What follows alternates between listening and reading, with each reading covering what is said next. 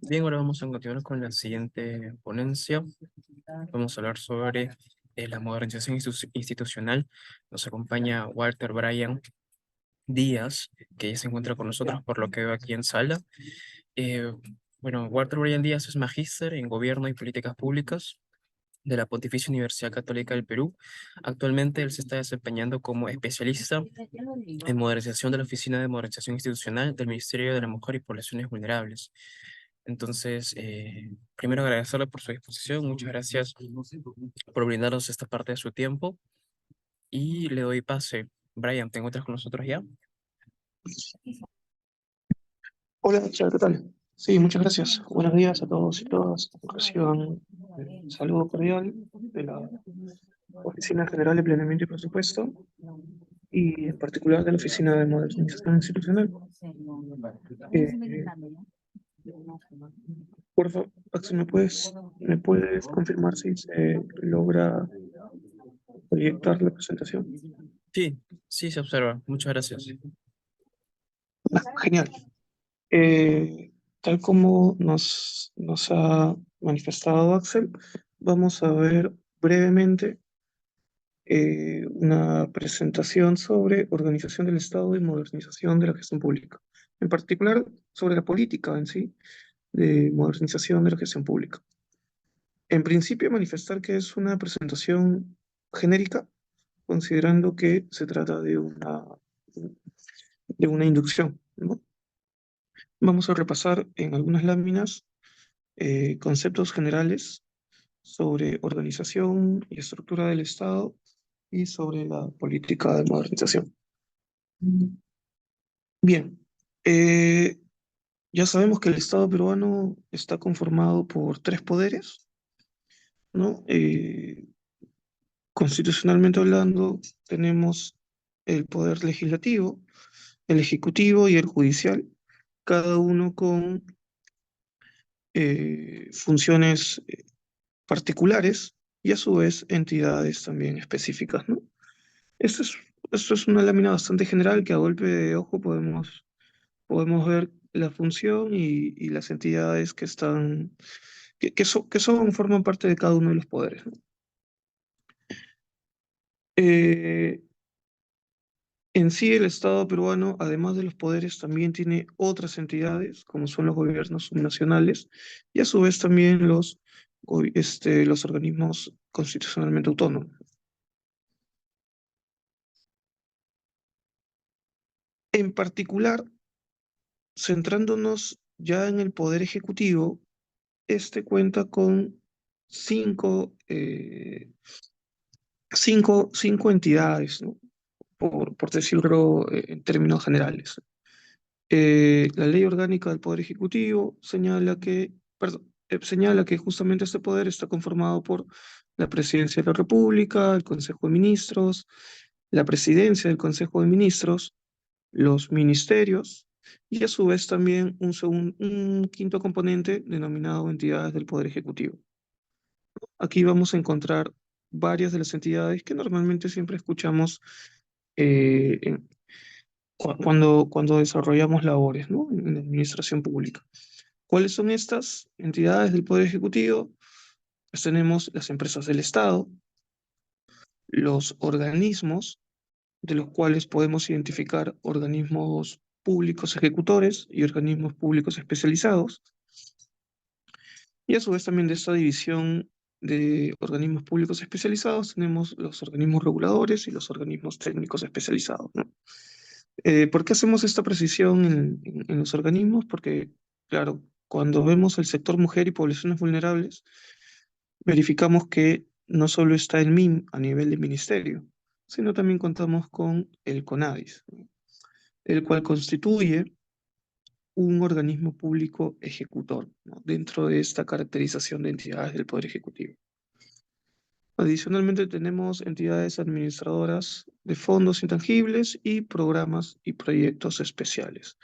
En este caso también contamos nosotros como sector con dos programas, ¿no? El programa Aurora y el programa INAVIF.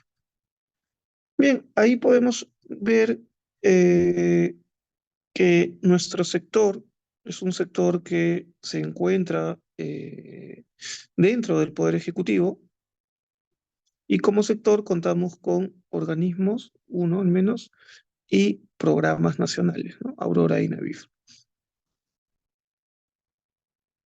Todas las entidades públicas, todas las entidades del Estado tienen, están conformadas por unidades de organización.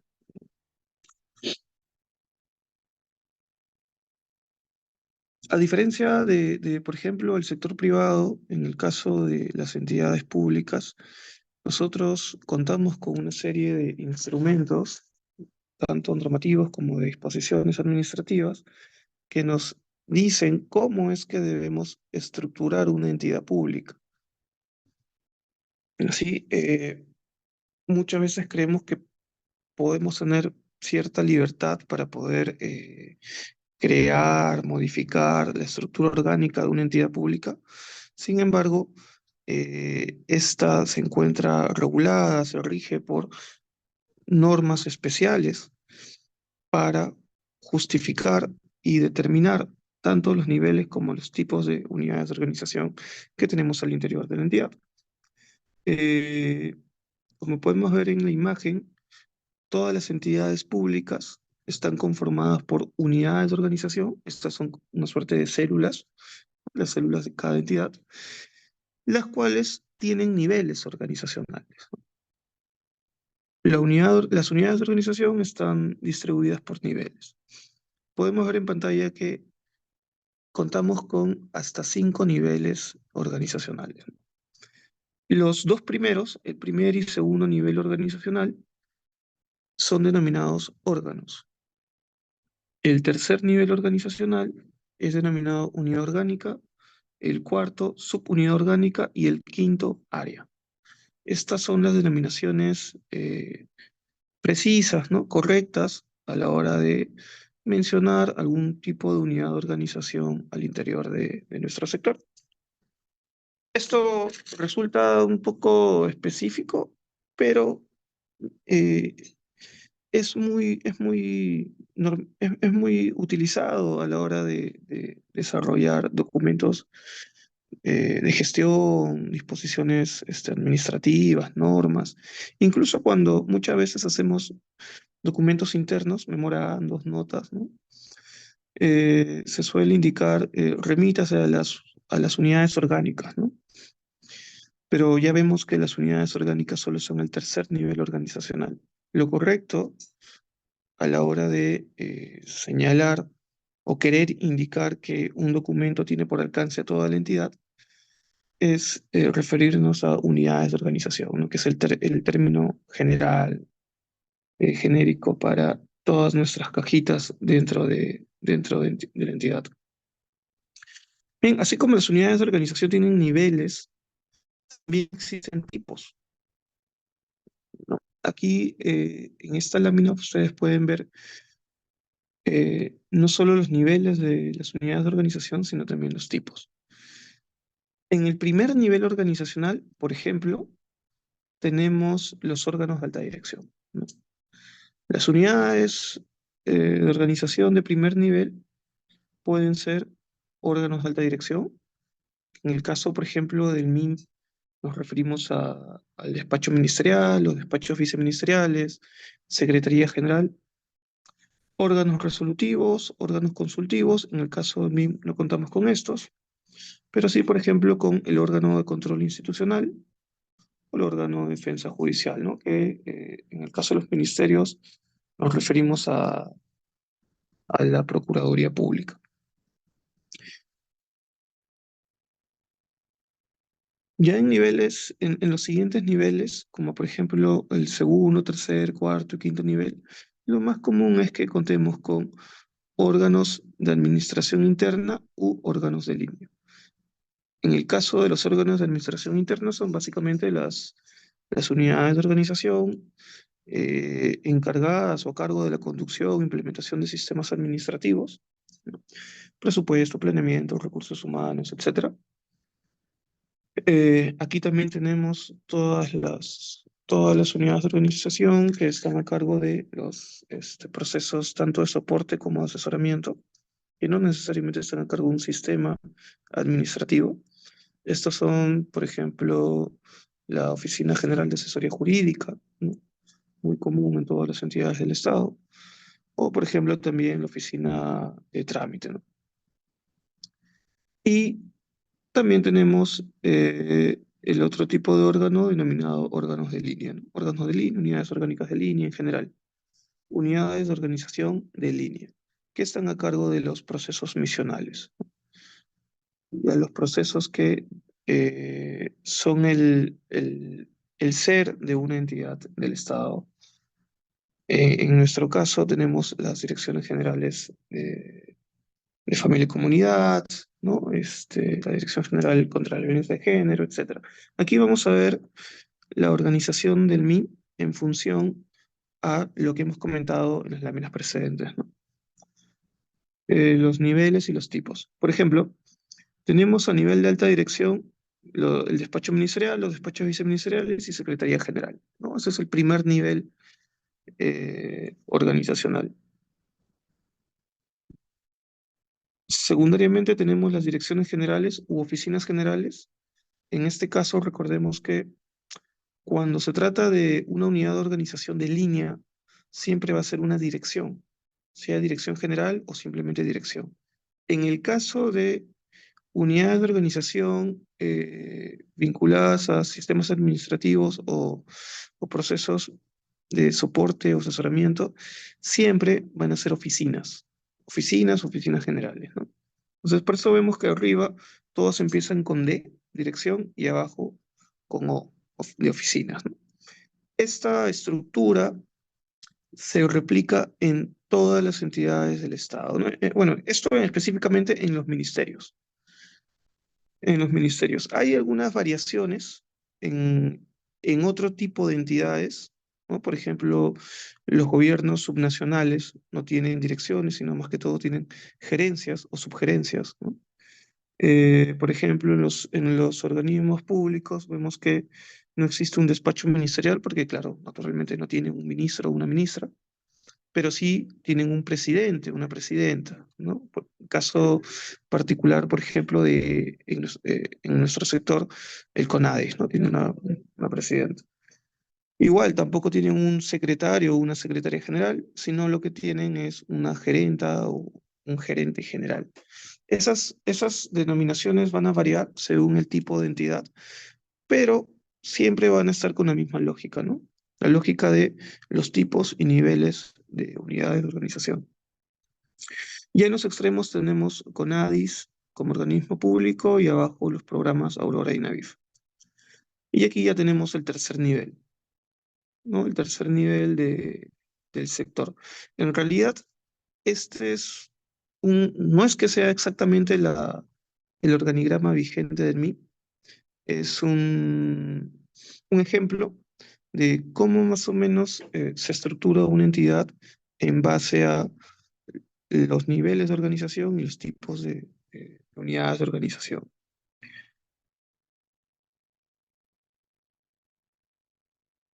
Bien, hasta aquí ya podemos identificar eh, cuál es la organización, eh, cómo se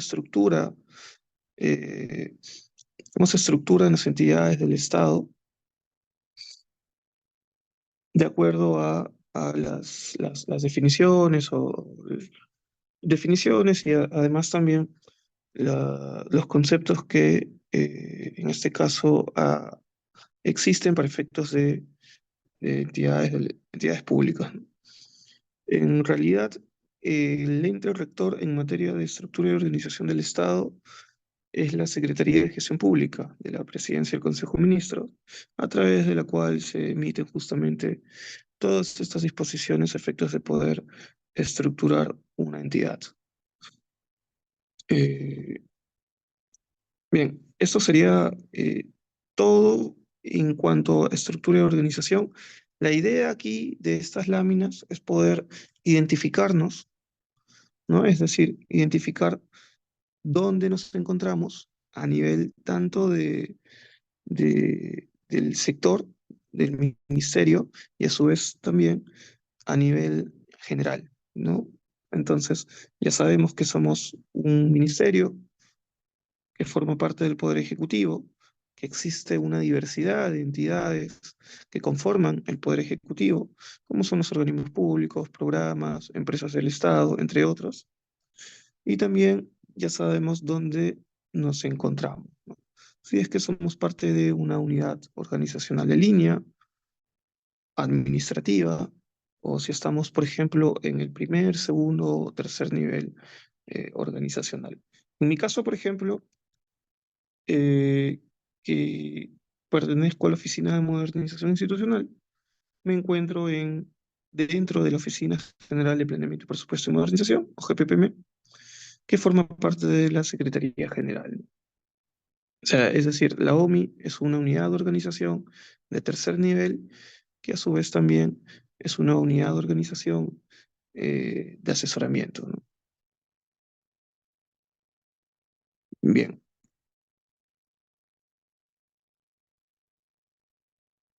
en cuanto a la política nacional de modernización de la gestión pública, esta política es un documento relativamente nuevo, publicado el año pasado, que tiene proyección al 2030. Para entender la política es importante entender qué es la modernización de la gestión pública. Y para ello, la política la define como un proceso de transformación constante. Es decir, es una acción permanente que no tiene un límite en el tiempo, ¿no? Que es permanente y que lo que busca es mejorar lo que hacen, en este caso lo que nosotros hacemos, como parte de las entidades públicas, a efectos de poder generar valor público. Es decir, la modernización de la gestión pública constituye un proceso constante, permanente, que busca mejorar la acción de las entidades públicas. Es importante este concepto de valor público porque justamente lo que busca la política de modernización es que toda actividad, acción que se desarrolla a través de una entidad pública genere este concepto, ¿no? Genere valor público. ¿Y cuándo generamos valor público? Cuando, por ejemplo, las intervenciones de las entidades públicas adoptan o desarrollan bienes, servicios o regulaciones que puedan satisfacer tanto necesidades como expectativas de la sociedad, ¿no? De las personas. Es decir, estamos generando valor público cuando, como entidad, prestamos algún tipo de bien, servicio o emitimos una regulación que va a satisfacer tanto necesidades como expectativas de las personas. Decimos necesidades y expectativas por las siguientes razones, ¿no? Porque no solo se trata de generar o hacer lo que disponga una norma, ¿no? De acuerdo con el cumplimiento normativo, pero a su vez también lo que busca, o lo que, lo que permite que algo, una acción, una actividad del Estado cree valor público, es que las personas que reciben.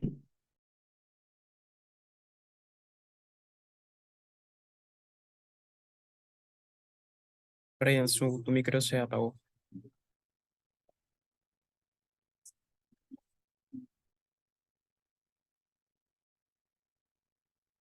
Brian, ¿me escuchas? Tu micro se ha silenciado. En realidad está satisfaciendo mis necesidades. Y no solo necesidades, sino también expectativas. ¿Por qué? Porque no solo se trata de darle lo que, entre comillas, espera la ciudadanía, ¿no? Sino también darle algo que esté dentro de lo que estas personas esperan.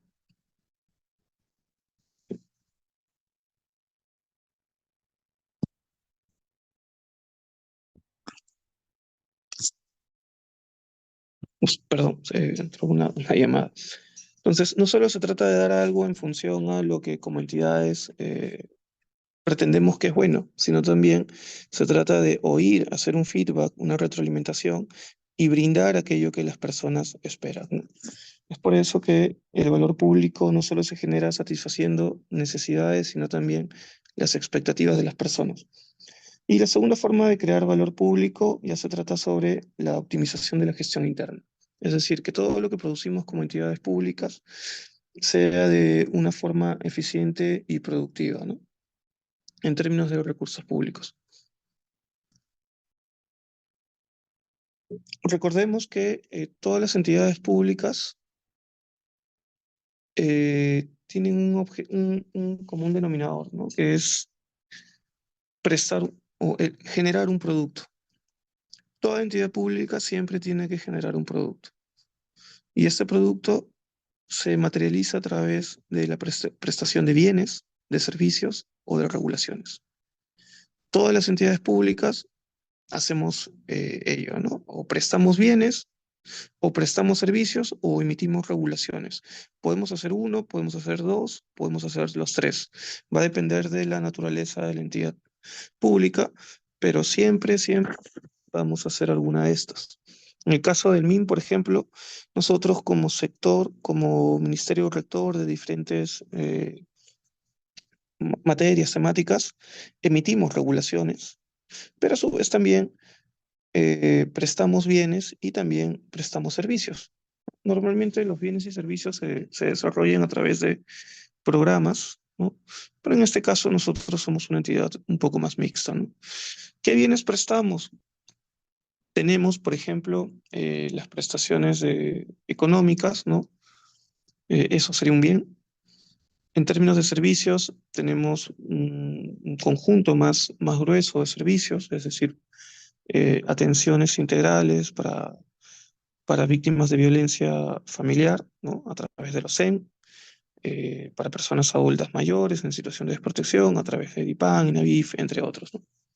Y regulaciones, toda la normativa que emitimos para regular justamente las temáticas a nuestro cargo, ¿no? Es decir, personas adultas mayores, personas con discapacidad, mujeres, eh, pues, en temas de promoción y protección de derechos de niñas, niñas y adolescentes, entre otros. Bien, entonces ya sabemos que como entidad, como Ministerio de la Mujer y Poblaciones Vulnerables, emitimos bienes, servicios y regulaciones. Para esto existen algunas entidades que solo emiten bienes, ¿no? Por ejemplo, los casos más particulares son algunos de los programas del MIDIS, ¿no? Que prestan básicamente prestaciones económicas, como el caso de Pensión 65. Algunos emiten únicamente servicios, ¿no? Es el caso, bueno, no se me viene a la mente, pero por ejemplo el INAVIF es una entidad básicamente dedicada a la prestación de servicios, por ahí que tiene un bien que sería la prestación económica para niños, niños y adolescentes en situación de orfandad. Pero fuera de eso, todo,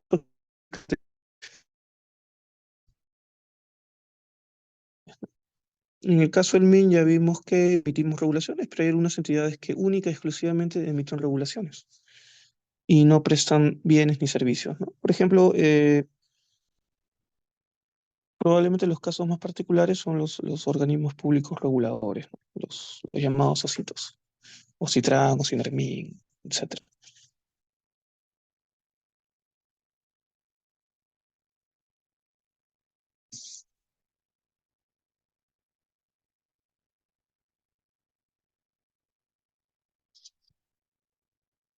¿Cuál es el marco o la idea de la política nacional de modernización de la gestión pública? Es que es una política orientada a la ciudadanía. Es decir, que toda la acción de las entidades del Estado se centre o esté pensada sobre el ciudadano, sobre la ciudadana, ¿no? Nuevamente, más allá de eh, ap- dar cumplimiento a una norma, ¿no?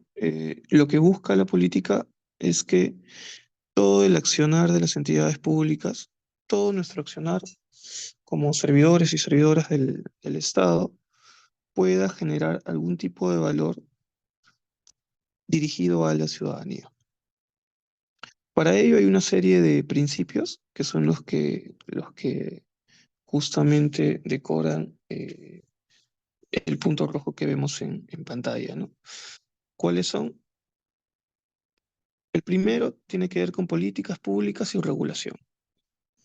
Eso es importante porque normalmente siempre hemos estado orientados a cumplir con la norma, tratar de tener el mejor sistema administrativo posible y que es importante y fundamental para el funcionamiento de todas las entidades del Estado, ¿no? Eh, pero más allá de eso, el siguiente paso es que todas las regulaciones estén dirigidas, orientadas a la ciudadanía. Para ello, ya desde hace algunos años atrás, se han emitido una serie de normas a efectos de hacer que tanto las políticas públicas como las regulaciones que emitamos a nivel de Poder Ejecutivo puedan estar pensadas para resolver un problema público que tenga que ver con la ciudadanía, ¿no? El mismo nombre lo dice, problema público. Eh, lo que busca a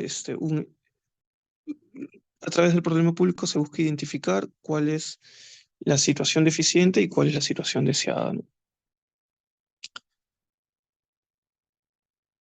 El segundo principio tiene que ver con las estrategias de intervención. Y básicamente aquí lo que buscamos es que la, la actuación del Estado pueda darse en el marco de coordinaciones, sinergias, ¿no? De modo que la intervención, la actuación, no sea aislada a nivel de una entidad propiamente, sino que sea articulada a nivel de todas las entidades del Estado que claramente tengan algún tipo de vínculo, ¿no? con la temática que se busca regular. El tercer principio tiene que ver con bienes y servicios, que la prestación de bienes y servicios pueda estar desarrollado, pueda ser implementado, ejecutado en función a no solo necesidades, sino también expectativas, ¿no? Tenemos que ver que la prestación de bienes y servicios no es uniforme, porque naturalmente tenemos una sociedad con diferentes perspectivas, culturas, ¿no? Nociones, entre otros. Entonces, la prestación de bienes y servicios tiene que ser heterogénea, de acuerdo a la población objetivo que se busca satisfacer. El cuarto principio refiere a gestión interna, ¿no? Y está vinculado a la segunda forma de generar valor público, optimizar la gestión interna de las entidades del Estado, hacer que la gestión interna se desarrolle a través del el uso más eficiente y productivo de los recursos. Sabemos que nuestros recursos son limitados, hay que hacer que el uso de estos recursos sea lo más altamente eficiente a efectos de poder producir más, ¿no? Generar más. ¿Generar qué? Ya sabemos, productos, entre comillas, bienes, servicios y regulaciones. Y finalmente, el último principio refiere a resultados. Que toda la actuación del Estado, nuevamente, no sea únicamente para cumplir una disposición normativa, sino que esté orientado a satisfacer necesidades y expectativas de las personas. Y esto lo vamos a saber siempre que podamos medir, ¿no? Es por ello que la obtención de resultados es fundamental para poder saber si es que lo que estamos haciendo como entidad pública está teniendo un impacto positivo en aquello que buscamos resolver, ¿no? En nuestro problema público.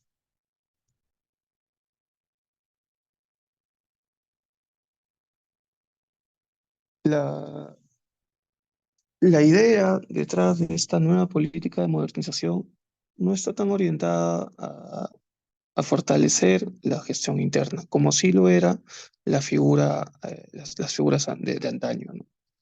Es decir, antes se pensaba que la modernización pasaba por mejorar nuestros sistemas administrativos, que es parte, definitivamente, pero no es en la actualidad el fin último, al menos de la política de modernización, ¿no?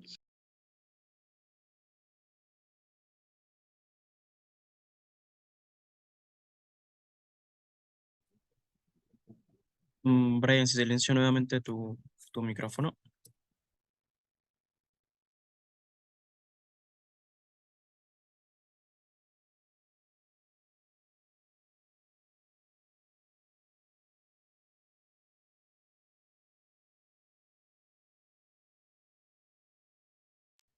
Pero eso no es una garantía del 100% para señalar que estamos prestando bienes, servicios o emitiendo regulaciones de calidad, ¿no? Y eso muchas veces se ve en entidades que, si bien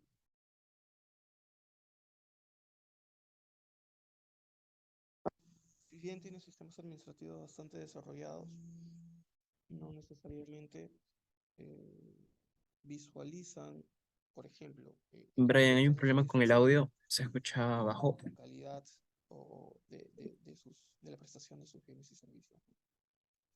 Es por eso que esta política de modernización, esta nueva política de modernización, si bien establece como valor público la optimización de la gestión interna, se centra en la satisfacción de necesidades y expectativas de la persona, que es el fin último de este documento, ¿no? La ciudadanía.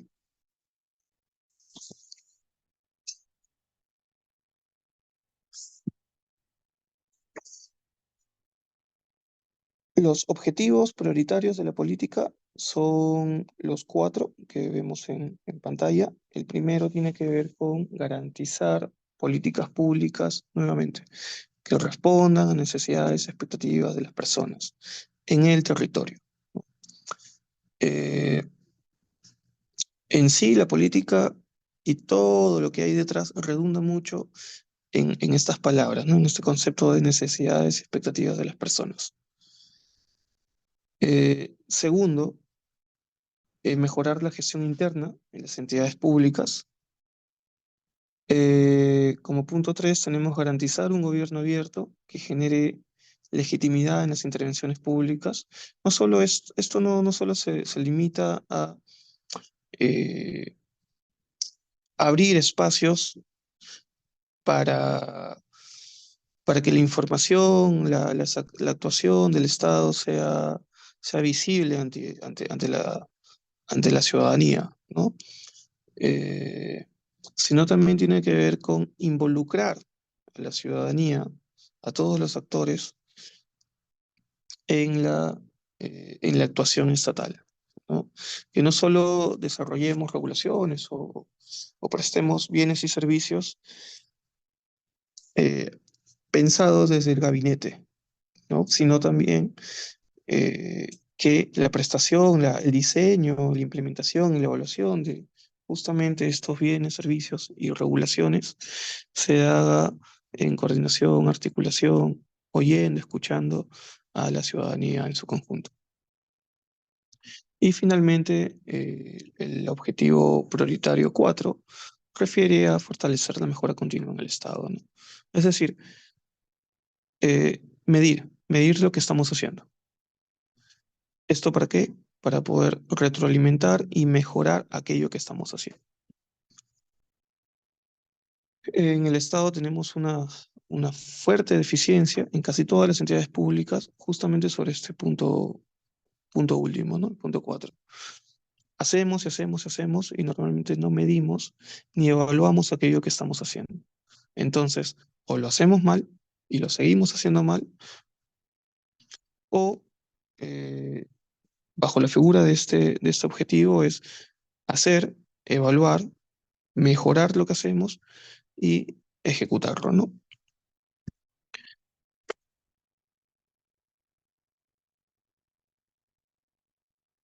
Finalmente, la situación futura deseada de la política busca que al 2030, ese es su horizonte de implementación, podamos contar con bienes, servicios y regulaciones de calidad que logren resultados de política pública, es decir, que contribuyan a la resolución de problemas públicos y que estos estén basados en evidencia. Importante aquí la evidencia porque sin datos, entonces caminamos en terreno desconocido.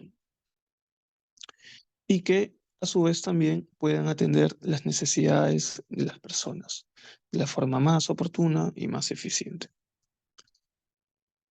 Eh, Eso ha sido, no tenemos más láminas. Esto ha sido un breve resumen de cómo está estructurado el Estado y cómo es que se viene desarrollando, ¿no?, conceptualmente la política nacional de modernización de la gestión pública. Excelente, Brian, muchas gracias. Muchas gracias por tu ponencia. Creo que es información valiosa en general y en particular para los servidores que están haciendo su ingreso a la institución. Hemos visto bastante claro cómo se da la organización del Estado, la estructura también de las entidades, y justo acabamos de ver o acabamos de hacer un repaso sobre la política nacional de modernización de la gestión pública. Compunche Perú, Gobierno del Perú. Ministerio de la Mujer y Poblaciones Vulnerables.